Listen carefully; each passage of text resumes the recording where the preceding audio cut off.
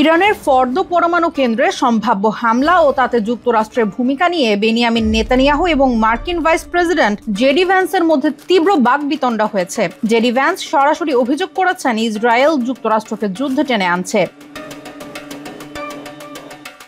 22 June রয়টার্সের খবরে জানা যায়, দুই দেশের শীর্ষ পর্যায়ের আলোচনায় ইসরায়েল যুক্তরাষ্ট্রকে ইরানে দ্রুত হামলা চালাতে চাপ দেয়। নেতানিয়াহুর দাবি, ইরানের ফর্দো পরমাণু কেন্দ্রে হামলার সময় খুব সীমিত এবং মার্কিন প্রেসিডেন্ট ডোনাল্ড ট্রাম্পের দেয়া 2 সপ্তাহ সময় বাস্তবতার সঙ্গে সঙ্গতিপূর্ণ নয়।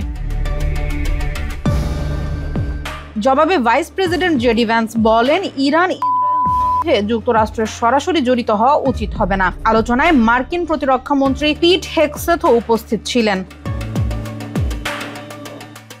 ফোন কলের পর প্রেসিডেন্ট ট্রাম্প গণমাধ্যমকে বলেন, ইরানের ফর্দো পরমাণু কেন্দ্র ধ্বংস করার সক্ষমতা ইসরায়েলের নেই।